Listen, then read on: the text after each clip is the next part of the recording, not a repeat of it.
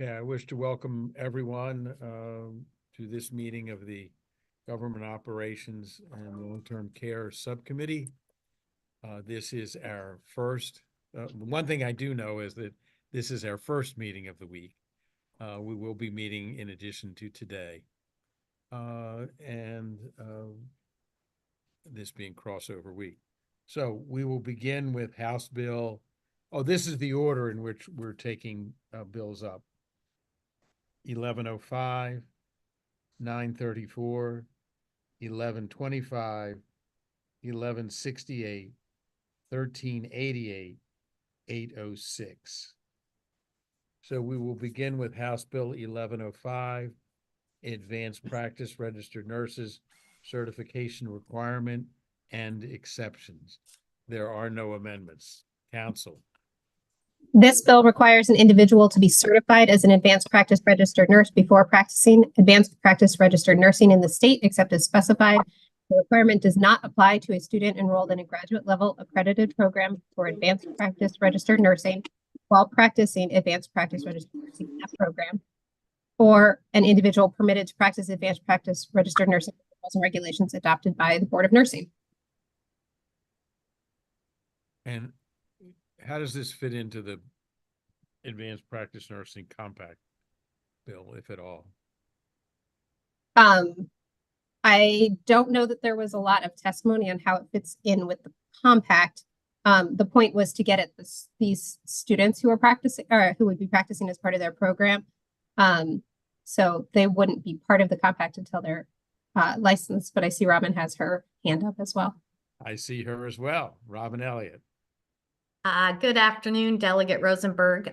Just to answer your question, this bill is not related to the compact at all. It's clarifying in nature.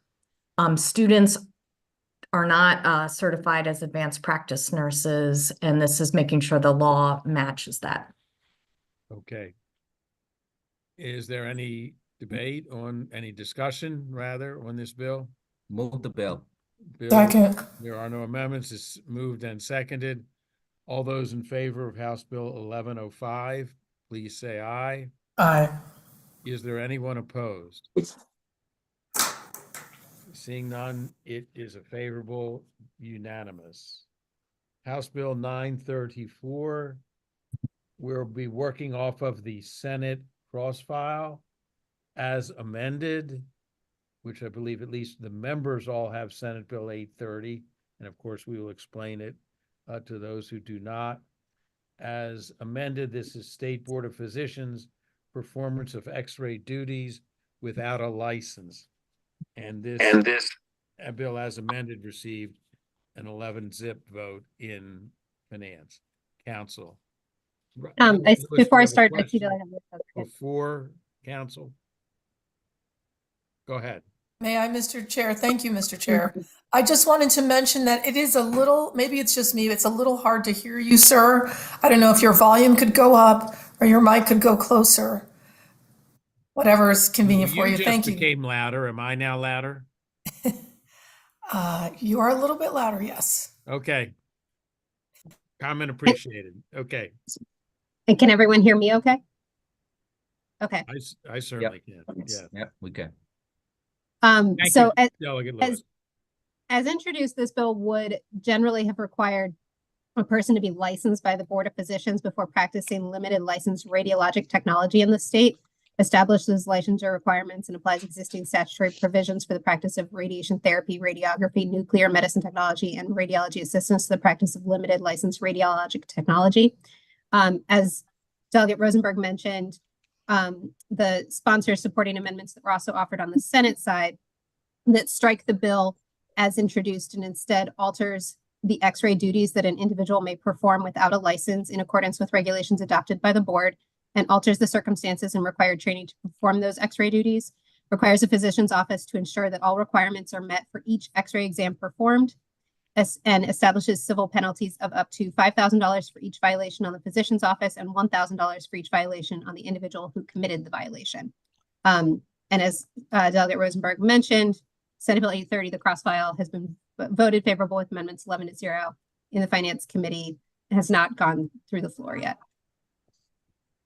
Delegate Hutchinson, the sponsor of the bill. Thank you, Mr. Chair. We've worked very hard on this bill.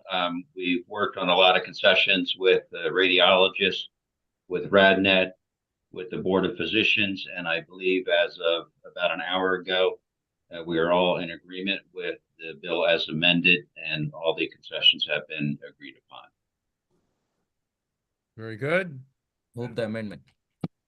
The amendments have been moved and Second. seconded.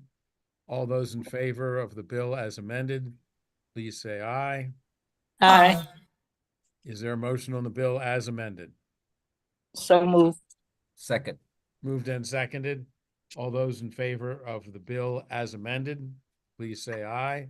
I see that Delegate Lewis has. Delegate Lewis, thank you. Thank you, Mr. Chair.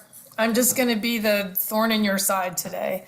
This is a good bill and I'm going to vote for it. I do want to make sure I understand how it works though. Certainly.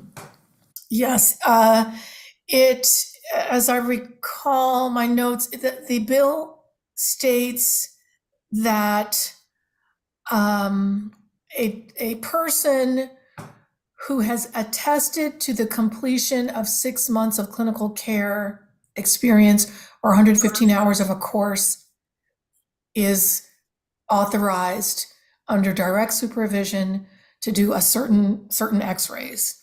And I was just curious, that person who's done the 6 months or the 115 hours, everybody feels that's enough, Delegate Hutchison, that seemed like within the bounds of adequate amount of experience? See how that could be a little bit misleading. So first of all, we said that it had to be who had experience, even to begin this program and even get into the training program.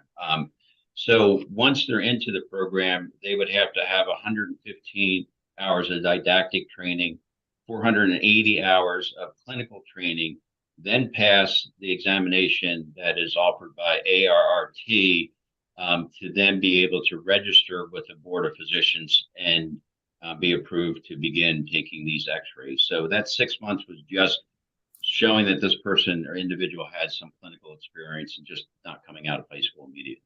Right, got it. Very helpful. Thank you very much. Thank you, Mr. Chair. Chair, seeing no further debate, there has been a motion on the bill as amended. All those in favor, please say aye. Aye. Anyone opposed? It is unanimous. The next bill is House Bill 1125, Certified Nursing Assistants, Licensing Requirement and Administration Updates. Council. As introduced, this bill alters the designation of and licensure requirements for a certified nursing assistant, creating new designations of Certified Nursing Assistant 1 and Certified Nursing Assistant 2. On or after June 1st, 2024, a geriatric nursing assistant, again, this is all as introduced. That's because I'm going to get to those dates, sorry. And any certified nursing assistant that has passed a specified nursing assistant training program and competency evaluation will be designated as Certified Nursing Assistant 1. Those that do not meet the requirements will be designated as Certified Nursing Assistant 2.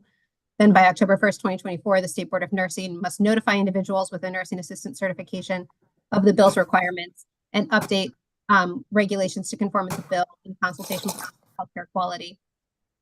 The bill also alters exemptions from specified certification requirements, authorizes an acute care nursing assistant training program to request specified waiver and make clarifying and conforming changes.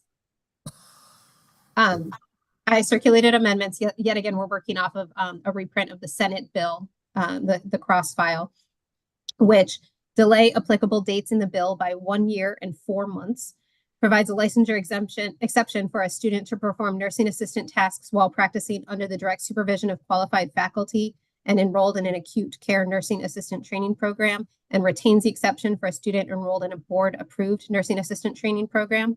Retains the requirement that an RN or LPN may delegate nursing or other technical tasks to an unlicensed individual only if acceptance of those delegated tasks does not become a routine part of the unlicensed individual's job duties.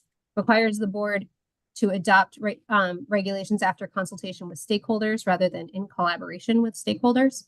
makes changes reflecting that certificates are available through the board's website rather than issued to the practitioner, retains a provision of law specifying that the provisions may not be interpreted to impose additional requirements beyond those required under federal law, retains a provision requiring the board to approve the use of a nursing assistant training site within 45 days if the program has previously been approved to use the site, and specifies that the program may continue to operate during the approval process, and strikes language authorizing an acute care nursing assistant training program to request a waiver of the federal requirement that instructors have a minimum of 1 year of experience in the provision of long-term care facility services. In addition to those changes on the reprint, this was noticed after these amendments were originally drafted. You go to the very last page 13 of 13, there is language requiring the Board of Nursing to notify individuals and update regulations. That was on November 1st, 2025. Instead, that's going to change to June 1st, 2025. And because the rest of this act otherwise goes into effect October 1st, 2025, that section alone, section 2. Delegate Lewis, you're not muted. Sorry. Will go into effect. That section 2 will go into effect October 1st, 2024. The rest of the bill goes into effect October 1st, 2025. So just those effective dates change. Otherwise, this reprint is what I just described. And there is consensus to council's best knowledge. Yes, and there's some folks on the call. I see Dana. I don't know if someone's here from the Board of Nursing also. They've worked on these together. Jane is also here and nodding her head. Okay. Is there a motion on the amendments? Move the amendment. The amendments are moved Second. and seconded. Is all those in favor of the bill, all those in favor of the amendments, please say aye. Aye. Aye. All those opposed? None. Is there a motion on the bill as amended? Move the bill. So As- moved. Second. Is there any debate? He wants to work on it over the summer. He Bonnie, wants you need to about be it. muted. Delegate Cullison, Oh, sorry. thank you. I'm glad I'm not the only one who does that. Motion is on the bill as amended. All those in favor, please say aye. Is Aye. anyone opposed? It is unanimous. Thank you all very much. Next bill is House Bill 1168, Human Remains, Alkaline Hydrolysis and Natural Organic Reduction. Council. Generally, this bill requires the Office of Cemetery Oversight in conjunction with the State Board of Morticians and Funeral Directors to adopt regulations establishing a process for regulating crematories that use alkaline hydrolysis, reduction facilities that use natural organic reduction, and registered reduction operators. I circulated amendments from the sponsor, which remove references which would have made licensed funeral establishments responsible for handling soil remains from natural organic reduction, makes some technical changes, clarifies that disposition of soil remains on private property requires written permission of the site surviving owners of public record, ties the definition of authorizing agent to another provision of law, which it was already mirroring, adds a definition of soil remains to the Morticians and Funeral Directors Act, requires regulations adopted by the Board of Morticians that are identical to those adopted by the Office of Cemetery Oversight to meet requirements established under the Cemetery Act regarding natural organic reduction, and adds a provision regarding notice to the Department of Veterans Affairs and transfer of unclaimed soil remains of a veteran or eligible dependent. Delegate Lewis. You need to unmute yourself. Thank you, sir. Thank you. I have a question about the distinction or the relationship between crematories and reduction facilities, because there's a line in the bill that defines crematory, and it includes the term reduction facility and a crematory. I don't see the difference. Is a reduction facility in a crematory? Later in the bill, it says it's freestanding. If so, are alkalized remains taken from a reduction facility to a crematory? If someone could help me understand the relationship between these two facilities. So crematories will do cremation and alkaline hydrolysis, and reduction facilities are doing a natural organic reduction. Oh, so there's no overlap. The natural organic reduction and the alkaline hydrolysis, they're not related in any way. The alkaline hydrolysis is the water. I'm sure there's some practitioner on It's here. it's basically putting remains in lye, basically. The means of reducing human remains in water, and the natural organic reduction is the soil. Gotcha. That helps. Questions answered. Thank you. Thank you. Move the amendments. The amendments are moved Second. and seconded. All those in favor of the motion, say aye. Aye. Aye. Anyone opposed? Is there a motion on the bill as amended? So Move the moved. bill as amended. Moved, seconded. All those in favor of the bill as amended, please say aye. Aye. Aye. Anyone opposed? Delegate Riley is opposed. Okay, that bill moves forward. Next bill is House Bill 1388. Delegate Hill, Labor and Employment, Noncompliance and Conflict of Interest Clauses, Veterinary and Healthcare Professionals. Council? And just to clarify, that title is non-compete and conflict of interest clauses. This bill expands the application of provisions of current law stating that a non-compete or conflict of interest provision in an employment contract is null and void under state law to an employment contract for an employee that is required to be licensed under the health occupations article or as a veterinary practitioner or a veterinary technician. The bill applies retroactively to the employment contract entered into on or before the bill's October 1st, 2024 effective date. There are no amendments, and this bill is jointly assigned with Environment and Transportation. Is there discussion? There is no discussion? Pegina is waving her hand. Oh, okay, Oh, and then Delegate Pagnell also just put up her I hand. didn't see it, so. Thank you. I was just want surprised to, I- Go ahead, Peggy. thank you. Yeah. Just reiterate our concerns with this bill. And it goes something like this. We, the hospitals, recruit physicians, residents to come and work at the hospital, and they pay for those recruitment activities, travel for their physician and the spouse to come to visit, relocation expenses, housing assistance, sign-on bonuses, income subsidies. And often that's about $100,000 that hospitals invest in new physicians coming on board. So that's one aspect of it. And what happens is, and this didn't come out very clearly at the hearing, but private equity companies are then acquiring those trained up physicians. They can pay them a few dollars more because they don't have the startup costs that we just paid for. In fact, from 2018 to 2022, 2/3 of physician acquisitions were done by private equity groups. So, and they have no interest in treating the vulnerable populations that hospitals have to care for, anyone that walks in the door. So it's an opportunity to cherry pick. I would just caution about this bill is very, very significant and could be very disruptive to an already fragile workforce. And the last point I would make is I'm not sure you can retroactively cancel the contracts that are already in effect. I mean, under the constitutional provision. I can't hear you, Sandy. And then under the constitutional, that there's a constitutional prohibition.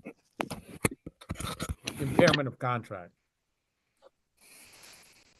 You can't hear me? Barely. Wow. I know. Okay. Delegate Hutchinson, we'll get back to you. Delegate Hutchinson. She had sort of two questions, but one, Ms. Townsend, and that comments about the money that's being, upfronted, there's nothing in this, I need clarification. There's nothing in this that says that you could not have an agreement with a physician that says, we are going to do X, Y, and Z. We're going to pay for A, B, and C. And if you were to leave prior to, a certain time period, you would have to repay us or proportionally repay us. Did I understand that during the hearings? Is not permitted, that there's No, nothing. it is not prohibited, but good luck trying to collect. I mean, I don't think suing people is the right answer to us trying to recoup our investment. And then actually, the second one was that issue about whether we can retroactively go back and cancel contracts. And Chair Rosenberg, I think you were trying to answer that. Yeah, I was trying to say there's the impairment of contract provision in the Constitution. Right. Has anyone received advice from the Attorney General on that matter? No, I see no one saying yes. Delegate I think Bagnall. that would be helpful. Thank you, Mr. Chair. And I think my question is sort of following after Delegate Hutchinson and your question on the contracts, because we did speak to during the hearing the question of there's nothing in the bill that prohibits, having a contract that says, we're investing XYZ in you, and if you leave, then we will be pursuing this amount of money. My concern is that though the bill doesn't define that, if it is retroactive, then there is no opportunity to have that conversation with existing contracts. So have we considered how the retroactive piece would apply, given that there would be no opportunity to have those negotiations that they're already doing? They've already done the investment. Good point. Point well taken. Individual identified as Samsung. Ma'am? Yes, this is Sean Gandia. I testified at the initial hearing about this. Just to rebut, we did a ton of research and put together a presentation for states that have already, like California, have already banned all non-competes across all industries. And there are other modes to protect as far as like confidentiality agreements and not non-compete, but non-solicitation agreements that can cover this. But all the data we presented too is showing that this is definitely a negative impact on the industries that are applying this. And it is encouraging healthcare workers to leave the area or leave the practice, especially veterinarians. So I just wanted to, I hope you guys got the presentation we put together. It had all the data we found, and primarily it's all from the the government office is all, it's negatively affecting the markets and causing physicians to leave the area. It's not helping retain healthcare workers. Thank you. Individual identified as Tweed C. Hi, I'm Carol Tweed. I also gave testimony. I'm a physician in Annapolis. A few things. One, it's a business issue with a contract. So I apologize. I'm forgetting your name. I think it's Debbie with the Maryland Hospital Association. Deal with business things separate from the issue of non-compete and restrictive covenants. If people think they're giving money to established doctors, many of whom are already established when they move to a region, then carve that into your contract. That's a financial. That has nothing to do with restrictive covenant and patient care, which is the issue. Second, the majority of the restrictive covenant issues are related to local regional care.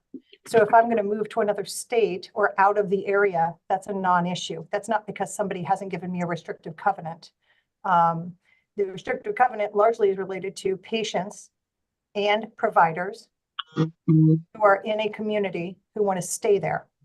So if you want your providers to stay in your region and provide excellent care, then you make it possible. The notion that providers who largely go into what they do, whether veterinary, whether physicians, whether nurses or whatever, for the care of other humans or animals, the notion that we will job jump repeatedly because we're allowed to is also absolutely not proven.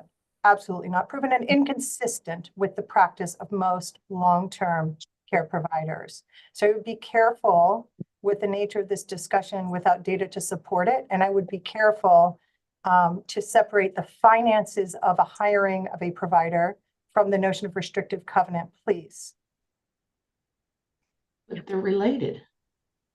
Money you can get back, put it in the contract. You can say, we invested X amount in you, and if you leave within X years, somebody said this already at the committee discussion, and you pay it back. That's no different than any other business. But the notion that the hospital wouldn't go suing people is truly respectfully laughable, given the local hospitals are suing physicians left and right over this issue currently, to the tune of millions and millions of dollars. Okay, I don't think that's right. since there is a serious impairment of contract issue here, I am going to suggest that council contact the Attorney General's office about that issue, and that on this bill, will not take it up. We will not take a vote until we hear back from the AG's office, and they are very well aware that we are facing the crossover deadline. So we will bring this to its appropriate resolution. Okay, so we're gonna, council, you will send that letter off, please, and Yep. I'm here to review it if you want. But we will move on for now from 1388. Mr. Chair, Yes, can I just ask a question? sure. Because I think it might also help inform the discussion with the Attorney General. Can we also, if it's determined that that we can't retroactively look at contracts, is there the possibility of a window of negotiation so that we can still look at these non-compete agreements that are in existence, but have a process whereby they can be subject to reconsideration? I think that might also be a question for the Attorney General. That's fine. Thank you. I Thank can you. pose that, but my instinct is that you can either change the contract in some way or you can't.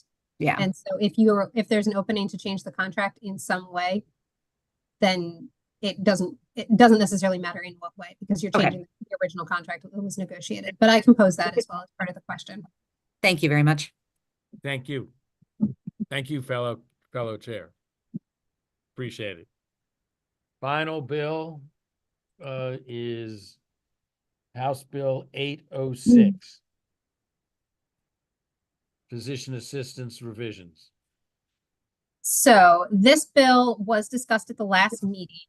Would anybody like me to review what the bill does or where we were with the amendments last time? Okay, then I'll start You're with. relieved. Okay. And then I'll start with where we are now. I sent 2 draft versions of the amendments.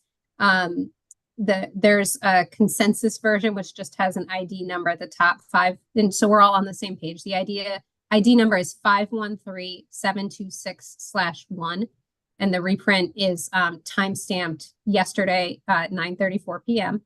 And then there's another version that I sent that was labeled PA edits. There are 3 differences between those 2 versions, which in the PA edits version has yellow highlighting on it. And the differences on the PA edits version appear on page 13 with regard to delegating medical acts. The PA version has no requirement for experience hours. On the page that appears after page 21, so page 21 plus 1, the definition of exempt facility is expanded in the PA edits version. And then 2 pages after page 21, page 21 plus 2, the advanced duties without board approval in the PA version require 7,000 experience hours versus the consensus version, which had 10,000 hours. Also, from these 2 versions, there's 2 instances that were identified of use of the term supervise or supervision, which were noted after I sent out an email this morning with these 2 versions. The stakeholders have already agreed to update that. Those appear on pages 21 and 21 plus 1. So we're just updating that language so that it doesn't refer to supervision, because these are now collaboration agreements. I know that the stakeholders are here and have some other issues to raise as well. So is there agreement on these amendments that you just discussed? Or no? There's agreement on the ID 513726 version with the last two edits that I just described regarding the use of the terminology supervisor supervision. Then there are 3 differences in the PA edit version that is not agreement. Those are the highlighted things that I described as the differences between the 2 drafts. Then I think Okay, and MedCai's you got say some that- additional changes. You said they that would like. before. My apology. Okay. No problem. There's a lot of differences and different versions going around.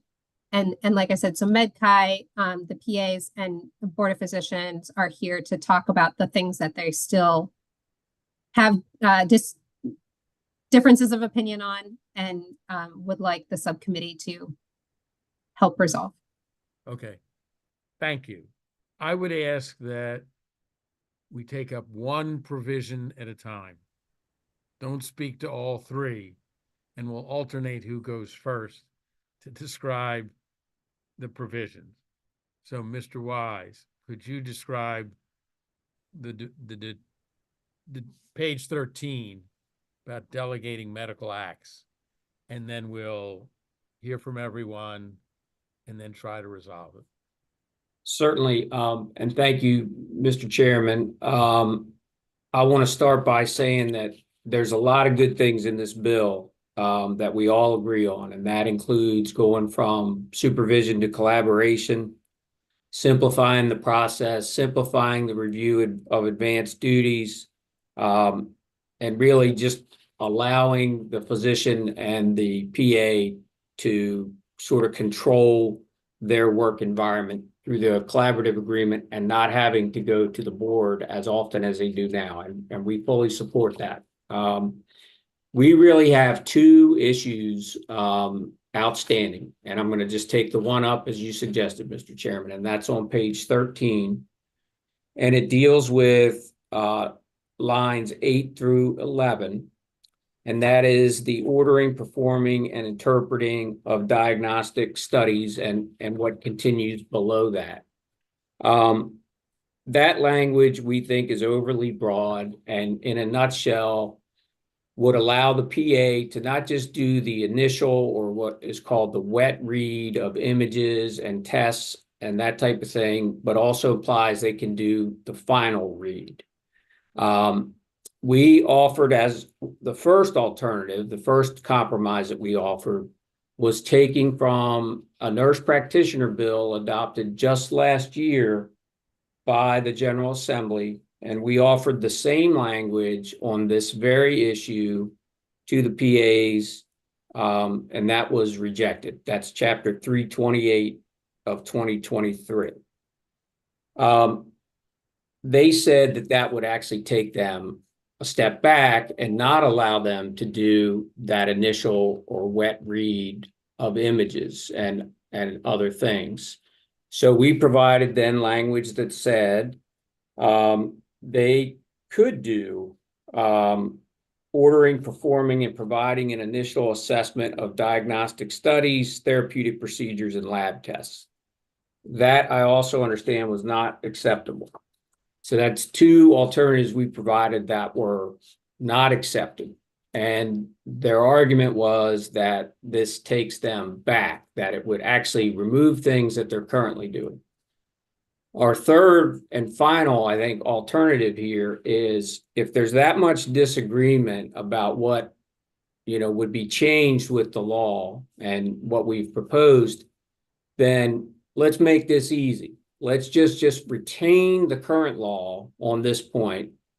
And then there are no questions about what will be allowed going forward and what's not, because the legislature will have not changed a thing on this point. Much like the rest of the bill, we are trying to find a middle ground here, and we've offered multiple alternatives, but so far none of them have been acceptable. So that's the first issue, Mr. Chairman, and I'll stop there. Thank you. Robin Elliott. Good afternoon, here representing the PAs. We would ask that the committee keep the language in the bill as is. I think Mr. Weiss and thank you for talking with us about these amendments. I'll just flag a couple things. One is that I think what the 2023 bill is for clinical nurse specialists, and that does have more restrictive language. But for nurse practitioners, their current regulation is to allow NPs to order and perform and interpret laboratory and diagnostic tests. So we're really just aligning with what is allowed under for NPs, and also aligning with how we understand PAs are currently practicing. And I will just say there are many sort of checks in place in that this bill throughout holds the PA to the collaborative practice agreement, which the physician determines what the PA may do under that collaborative practice agreement. And happy to answer any questions. Mr. Dudzik. Thank you, Mr. Chair. We actually, so I additionally raised my hand because I thought that this discussion was going to be related to the delegation following line 25. The board does not have a position and is happy to defer to the other stakeholders regarding the interpretation of diagnostic studies language. Thank you. Danielle Varanian. Thank you. I'm here on behalf of Maryland Radiological Society and RadNet. The problem with the language in the bill as proposed is that it is too broad. And as Steve said, you know, we have proposed multiple amendments that we think would capture that initial read that we hear the concern from the hospitals about taking away an ability. We're not trying to take away an ability. We are trying to preserve the fact that the physician needs to be the final interpreter of those diagnostic studies. And under the language proposed here, the physician is not the final interpreter of those diagnostic studies. And make no mistake, even though I represent the radiologists here, this is a physician issue. This would allow a PA to interpret any diagnostic study, not just an imaging one. So neurological, cardiac, gastroenterology, every subspecialty that you have, a PA could be that final interpreter. And the problem is that where this is located in the bill, it's not specific to what facility the PA is practicing in. So it could be in a private medical office. It could be in a freestanding medical facility. Any facility where PAs are working, this would apply to. So the language as proposed is too broad. If the amendments that we have proposed are still not agreeable to the PAs, then we would agree with what Steve has proposed, and that is going back to the original language and that's currently in the code. Thank you. Jennifer Witten. Thank you. Jennifer Witten, LifeBridge. Thank you, Mr. Chairman and committee members. I just want to echo what Ms. Elliott spoke to. So I shared last week with the committee, hospitals and urgent care centers utilize physician assistants in many ways. They're very specialized. So depending on that specialty, we have a number of core privileges that they have to meet. And they also have to apply for advanced duties with the Board of Physicians. And the language that has been offered recently for the committee to consider is beyond just imaging. It would impact their ability to also do therapeutic procedures. For example, PAs often support in surgery or help with orthopedics or a number of different specialty centers.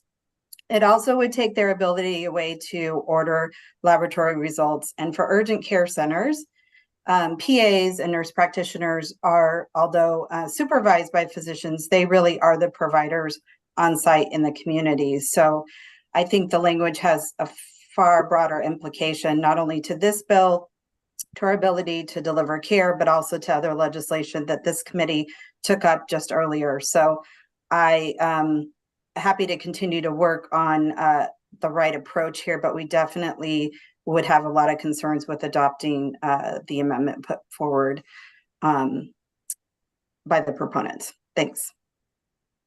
Delegate Hutchinson, followed by Delegate Cullison.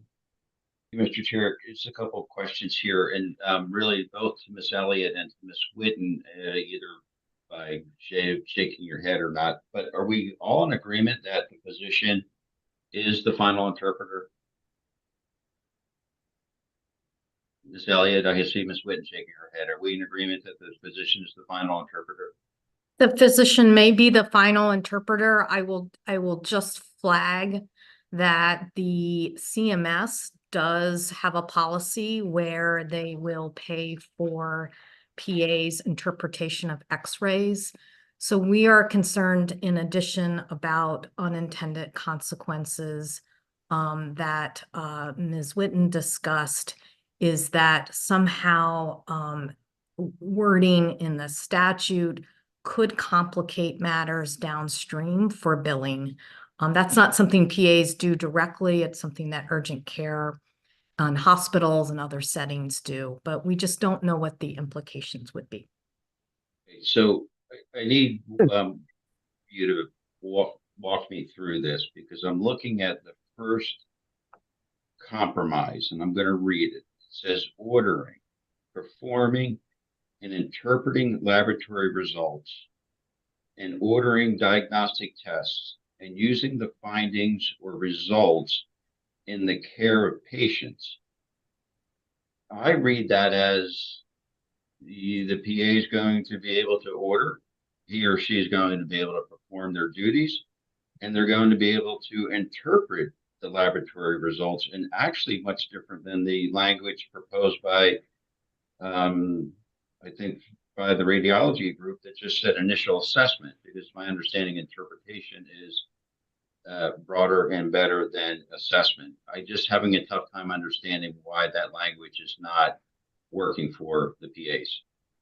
So one of the issues that we've been struggling with is that told us about when they did the floor Someone is top not training, muted. and it will automatically sign in every time. is that there is no definition of diagnostic test or screening, whatever the terminology is, in statute. So we've been unclear as to what the actual implications of using the word diagnoses, diagnostic tests. We've gone back several times to look at what is allowed for nurse practitioners, and they do have in their regulation order, perform, and interpret laboratory and diagnostic tests. So that's one of the reasons why we, are concerned about that First Amendment was offered. That sounds like something that we could achieve in terms of or couldn't that just be handled through regulation in terms of what a diagnostic test is? Good question. I think there is in the process of a collaborative agreement that we know that the physician will have to agree to whatever the PA is doing. That gets delineated in the collaborative agreement.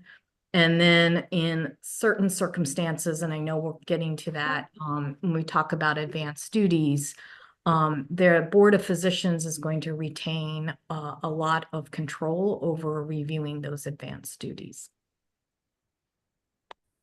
Delegate Cullison. Thank you, Mr. Chair. So I heard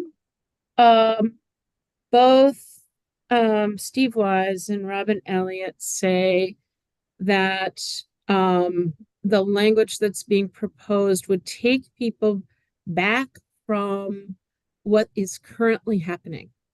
And then I heard a couple of things from Robin that said, right now, CMS is paying or can pay PAs to do interpretation. And under a collaboration agreement, the duties of the PA would be defined would be defined under that agreement.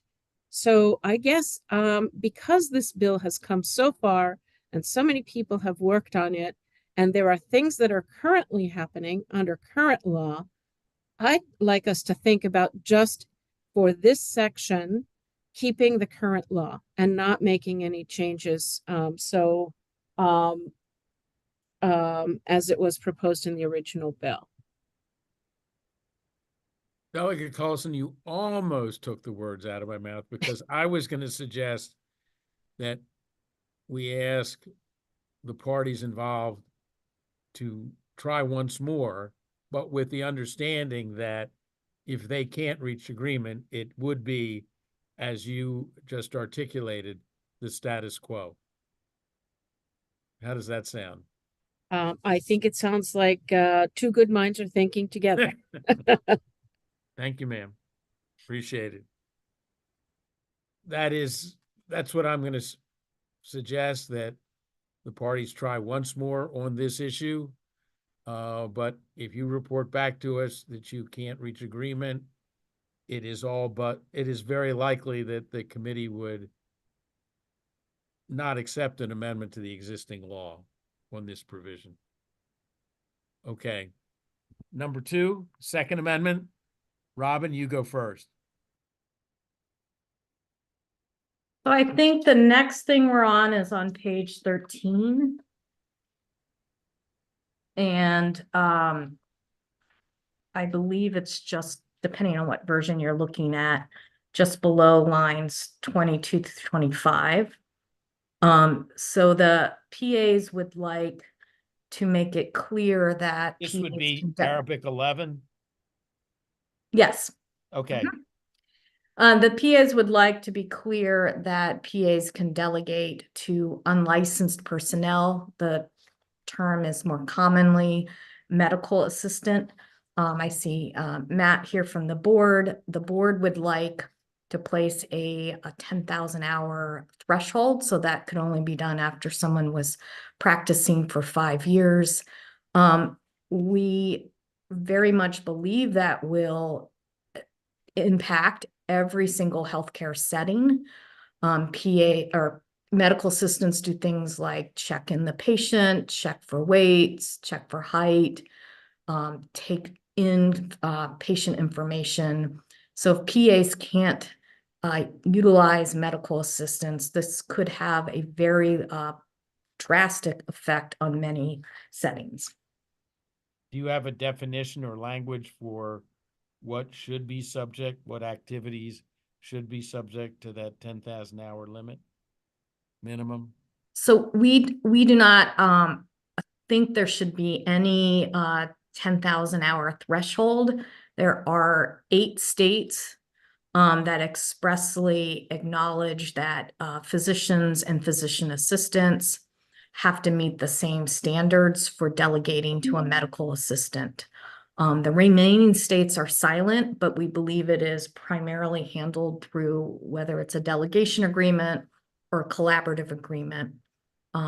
So we really think that putting any threshold on this would current practice. Matthew Dudzik.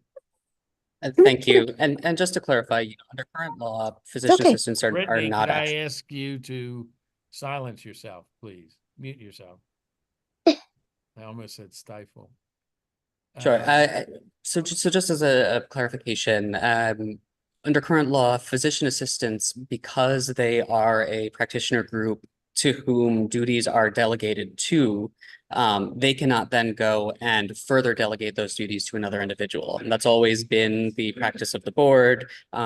We have not allowed, or the statute has not allowed, physician assistants to further delegate to medical assistants. And this does, and just to clarify, when we talk about delegate, that has a very specific meaning. This is not saying that a physician assistant can't or does not work with medical assistants, work with them to do exactly what Robin was describing, but actually delegating a medical act under current law right now is only able to be done by a physician. Now, in the spirit of compromise, we discussed things and said that, if a physician assistant has a significant enough experience, and so we looked at this 10,000 hour language, which we also used in another of our proposals elsewhere, which represents roughly 5 years of experience, the board thinks that it can be appropriate for them to delegate to a medical assistant, just as a physician can under 14-306.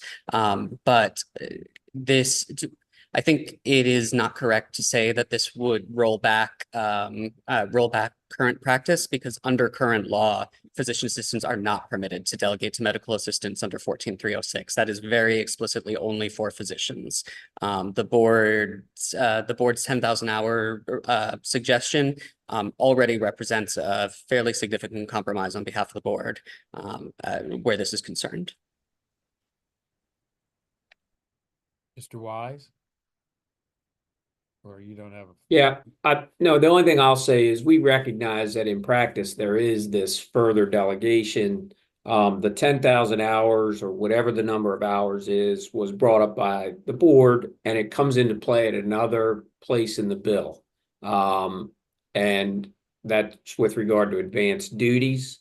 Only thing I'll say on this point is we should probably keep the two things consistent if you do enact the hour requirement. Is there agreement that there are certain activities that should be treated differently than others, and that perhaps only certain activities require this hour, and if not this specific hour restriction? Robin Elliott? Delegate Rosenberg, there's already a provision in law, and then the board has regulatory authority to limit what is delegated to an unlicensed person.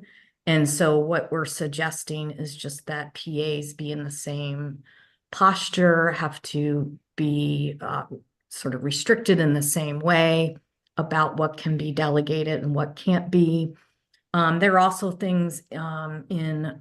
Can you share with council and with the other parties that specific provision of law? It's actually, yes, it's actually referenced in the amendments in front of you. Okay. And so the amendment essentially allows PAs to delegate medical acts to licensed or unlicensed personnel as authorized under 14-306 of this article. And so if you look at that article, that is where the Board of Physicians authorizes this and also has authority to regulate it. Oh, so you'd be dropping the at least 10,000 hours language? Yes, we're asking to drop the 10,000 hours language. Delegate Hutchinson, followed by Delegate Bagnall. Thank you. I just need a point of clarification, maybe to Matthew. So, well, first of all, in terms of line or section 11 here, the 14-306 doesn't have the 10,000 hours. That's something that the Board of Physicians is asking to add. So that's correct. Yeah, sorry about that. That is correct. So currently 14-306 only says that physicians may delegate to these medical assistants. So the provision under 14-306 is specific to physicians. And every time it's come up, the board has said that, physician assistants cannot further delegate because they are being delegated to. Given that this bill removes the delegation process, the delegation agreement between physicians and physician assistants, that's why the board agreed to compromise and create this 10,000 hour language. There is some complementary language that in 14-306 in the draft that Lindsay circulated that would add physician assistants under 14-306 as well. Yeah, I mean, it sounds pretty excessive knowing the PAs that I use in my healthcare, but I need a point of clarification. If I was to go to an urgent care setting and the PA wanted to have the MA take my height and weight, are they allowed to do that? Medical assistants are already permitted to perform a number of those duties under the regulations that the board has established. I don't have the exact CLOBAR reference, but the regulations that the board have established, when they talk about what duties medical assistants are permitted to perform, that type of, collecting that type of information is included there. But if it was one more just example, and I'll be done. What if it was a limited scope X-ray machine operator that is registered through the Board of Physicians? Would the PA be able to order a X-ray? So that actually, without going too far into into the other bill with the limited scope X-ray machine operators, if you recall, one of the amendments was to remove physician assistants as a supervisor for those limited X-ray machine operators, because they actually have a narrower authority to perform X-ray duties than those limited X-ray machine operators do, because they don't have the specific specialized training of these limited scope practitioners. Very interesting. Delegate, are you done, Delegate Hutchinson? Thank you. Delegate White Holland, followed by Delegate Bagnell. Thank you, Mr. Chair. And it's possible that, in the conversation, this was already answered, but I'm really trying to understand if this is already authorized, as was previously shared. I'm trying to understand what is at issue here. How is this what is this 10,000 hours getting at? Is there something that we have observed or noticed that needs to be resolved, which is why this is being amended in this way? I would just like a better understanding of if this is already as authorized. I'm just trying to get a better understanding of the hours, and if there is I just want to have a better understanding of that, if that could be further clarified. Certainly. So this is not already authorized. Again, 14306 is very explicit. It is only physicians that may do this under current law. So this would be adding physician assistants to have the ability to delegate to medical assistants, which is not something that they currently have.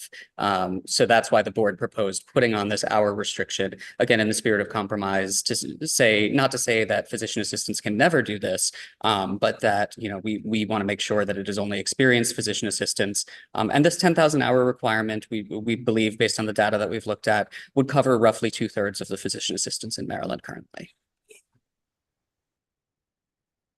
Delegate Bagnell.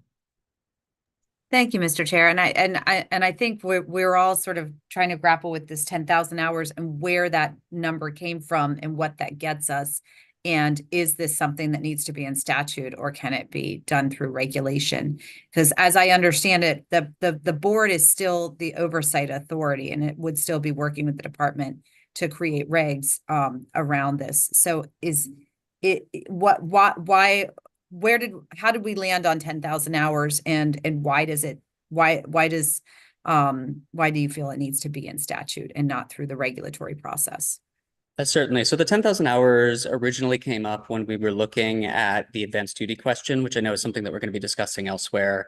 But when we looked at, circumstances under which the board was comfortable with removing that pre-approval process for advanced duties, one of the things we looked at is what some other states do. And we found that there were a few state models that had sort of tiered levels for physician assistants based on the number of clinical hours that they possessed. So an example of that would be Utah recently had a very significant expansion in a somewhat different direction than this bill goes of how physician assistants are regulated, and they had that tiered approach. So that was where we looked at 10,000 hours. Again, it's 10,000 hours also, when you look at the number of hours that the number of clinical hours of training that a physician has, 10,000 hours, they typically have, and Steve, please correct me if this number is wrong, but my understanding is it's between 12 and 15,000 hours of clinical experience. So 10,000 hours we thought would kind of bring these physician assistants more in line with those requirements, because currently in the physician assistant training, they don't have a residency. They don't have, that clinical portion, the clinical kind of hands-on portion of required postgraduate training that physicians do. So that's where that specific language came from. And that's why when we were looking at the scope of practice and looking at whether or not the board was comfortable with PAs delegating to medical assistants, which again is something that is not allowed under current law, we agreed on using that same language here. Mr. Chair, if I could have a follow-up. Certainly, Delegate Bagnell. Thank you. So we understand when you were speaking to, the requirements for PAs and not having clinical, for licensure and clinical hours.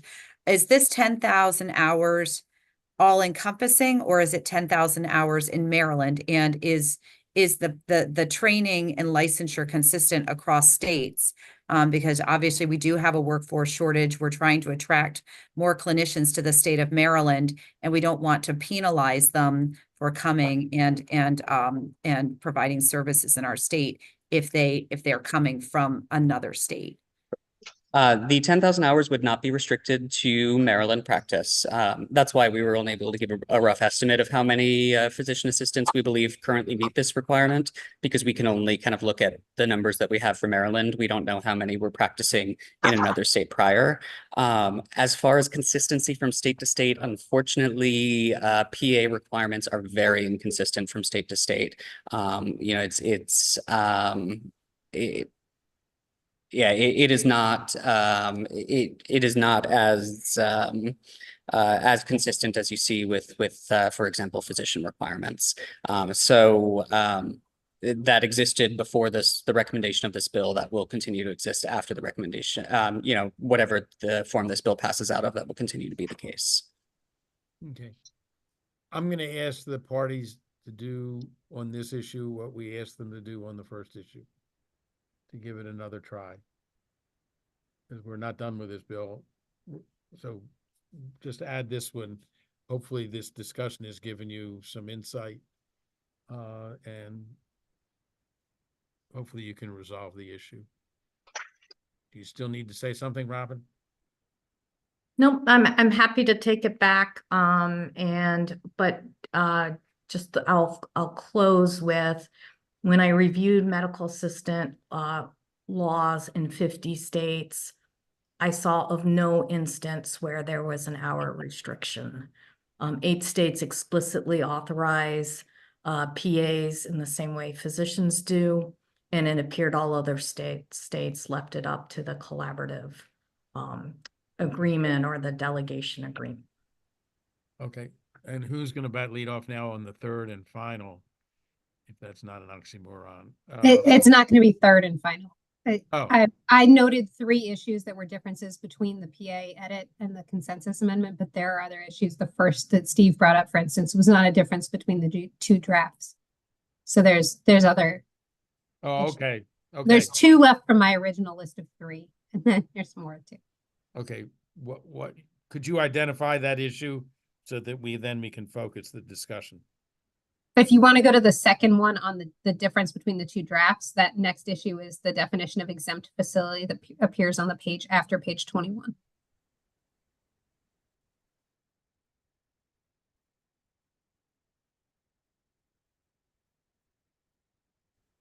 Wait a second, I'm trying to find it. Okay, could you identify that for us, please? It's on the page. Where on that page? Or? So it's an Oh, I can- unnumbered page after page 21. It's at the start of section 15302.1.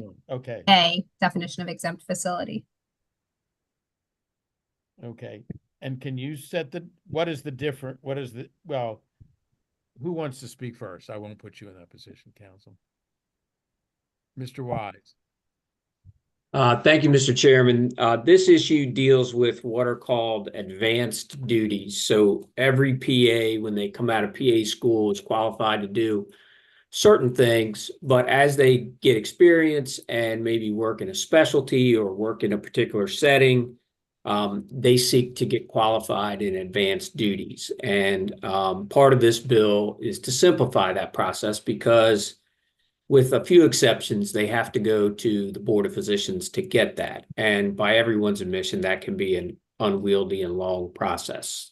So in the current law, hospitals and surge centers are carved out of that board approval for PAs doing advanced duties in those settings. And the reasoning behind that is that hospitals and AMSURG centers are accredited.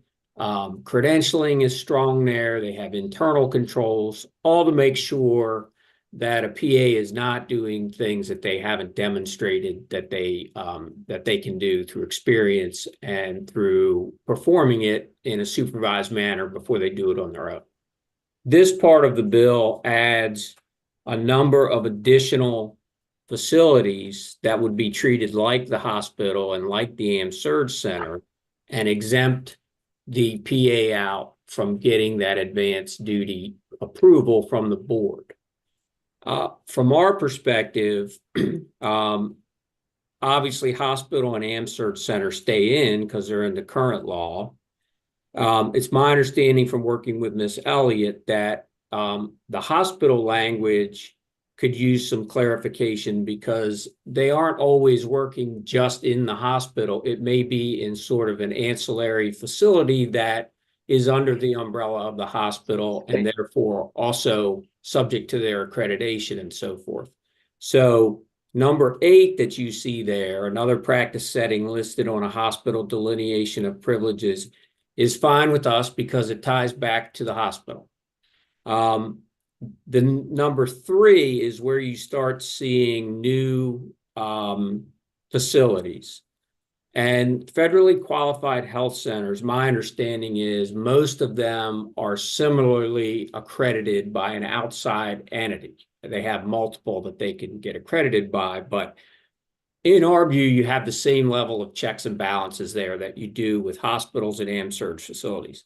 But once you get to numbers 4, 5, 6, and 7, I don't think that you have that level of accreditation. And so we don't think those should be on this list of exempt facilities, meaning that if you're going to do advanced duties in those facilities, you still need to go to the board and get that approved, unless you fall under some other exceptions, like you've already been approved for it, or you've already been a PA for so many number of years. So we would ask that numbers 4, 5, 6, and 7 be deleted.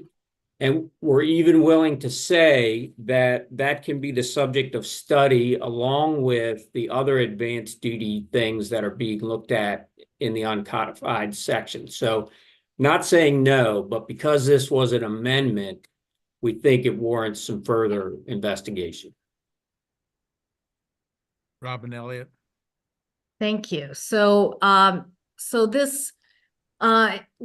the first thing I wanted to mention is the primary objective of this bill from the beginning is to get more PAs into primary care.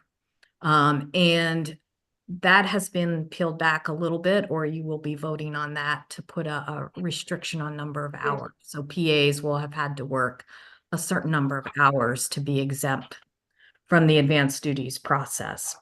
So what we have come back to you all and suggested is adding some primary care settings that do have different types of oversight. Federally qualified health centers fall under, they get insured through the federal government, and they have to meet hospital-like requirements.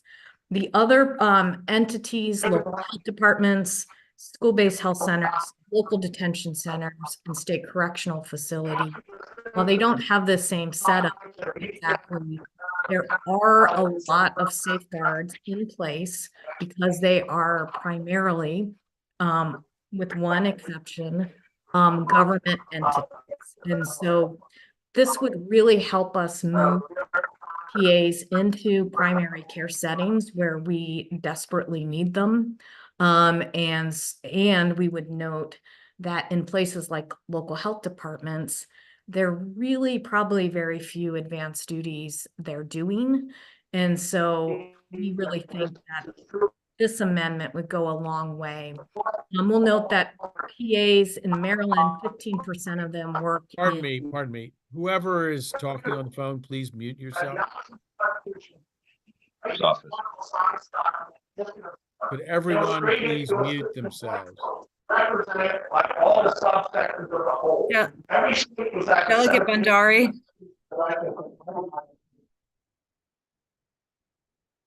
Okay. So I'll just close with 15% of PAs in Maryland work in primary care settings. The national average is 25%. So with this amendment, we're trying to move a little bit closer to what is done at the national level.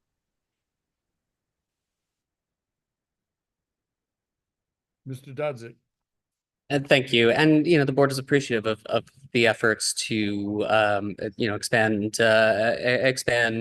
PAs into more primary care settings, because we do understand the importance of that. A couple of points. It's been sort of brought up, but I want to make it clear, this is not saying that advanced duties can't be performed in these settings. This is solely about whether or not they need to be approved by the board to perform those advanced duties before they do so. To the point of, in the majority of local health departments, if, there are very few advanced duties that are being performed, in those cases, there would be nothing restricting the PAs from going in and working in those settings immediately. The reason that the board is supportive of hospitals and ambulatory surgical centers and of the language for other settings listed in the hospital delineation of privileges document is exactly what Mr. Wise said, which is that there is an independent body, in this case, the Joint Commission, that is evaluating the credentials and qualifications of the practitioners. So the board is comfortable saying, look, as long as there is an independent body that's looking at the qualifications, it doesn't need to be the board. It can be the Joint Commission. It can be, that other kind of body. The problem with these other settings, I think, as far as federally qualified health centers, while they're not as strictly regulated in Maryland as a hospital or ambulatory surgical center, I do understand that with federally qualified health centers, there is a little bit more in place as far as credentialing requirements. But in local health departments, in school-based health centers, there is not a requirement at all for any sort of credentialing or verification by a third party. And so that's why before these advanced duties, and again, advanced duties are specifically things that PAs do not come out of PA school prepared to perform. And these are duties that, have been determined to require some actual hands-on experience beyond what they've learned in their core curriculum in PA school. We just want to see, from a patient safety perspective, we just want to see that there is a verification that they are qualified to perform those duties before they do so.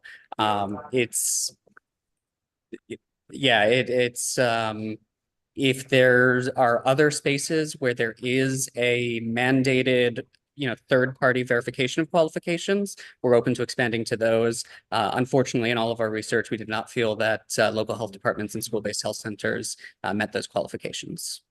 Thank you, Delegate Hutchinson. Thank you, Mr. Chair. So to Ms. Elliott, I got to tell you, I've worked with this bill last year with Delegate Kerr. We are so much further than we were last year. We're getting so close. I just want to remind everybody, we're at day 29 right now. We're on Monday of crossover week. We're getting almost everything that the PAs want. I do concur with where the Board of Physicians is on this issue. I just ask that we work on getting this bill done. Let's get a work group. Let's figure out these other settings. I'm happy to work with anybody next year to see what we can do to expand that.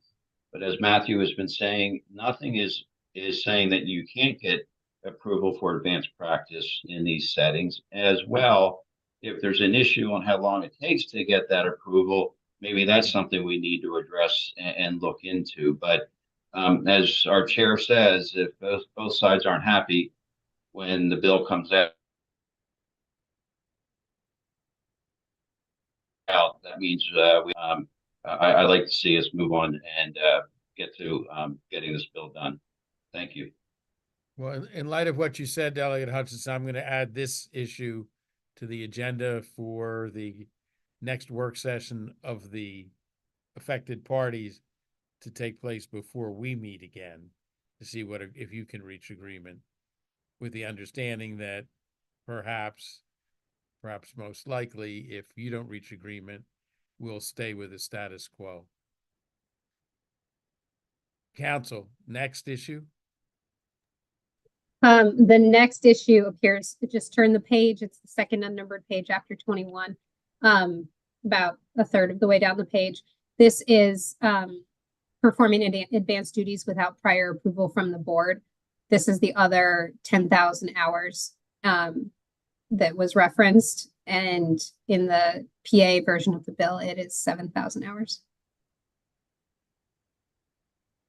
Is this another issue that can be best resolved by the parties getting together separately?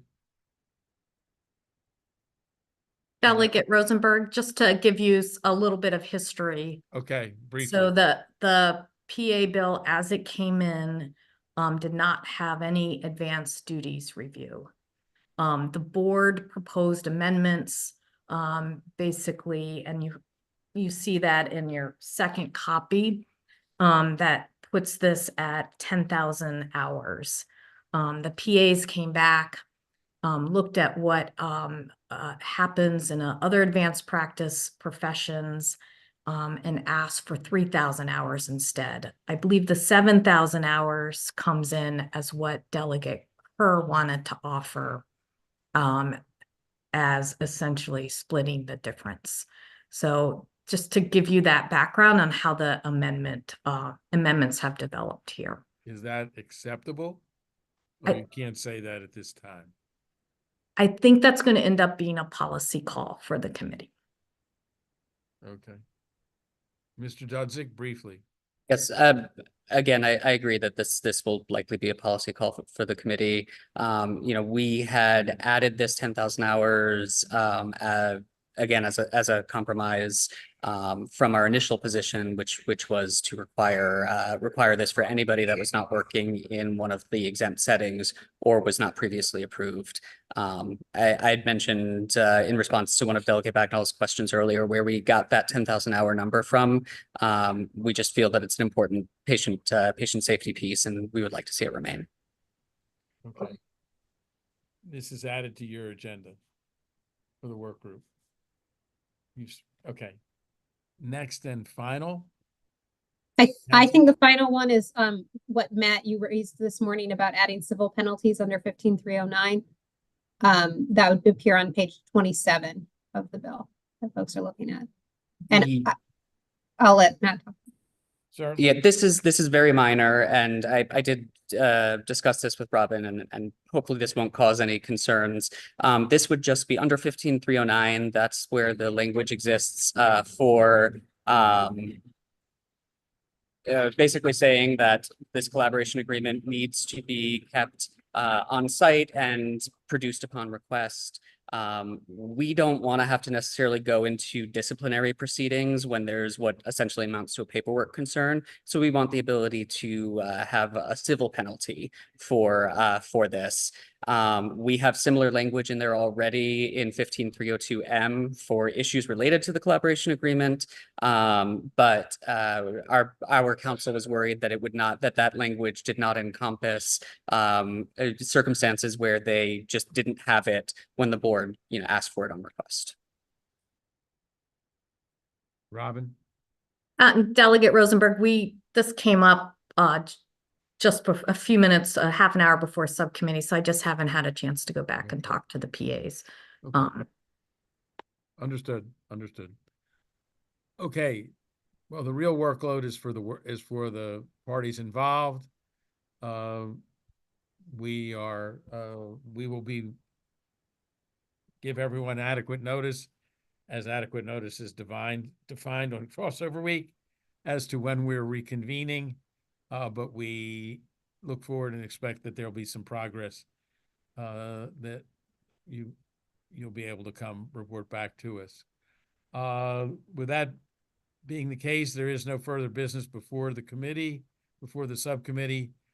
And the only thing I know for sure is that we will reconvene before our normal time of Thursday at 11 o'clock. So you will get what's considered adequate notice for crossover week. Thank you all very much. We are adjourned.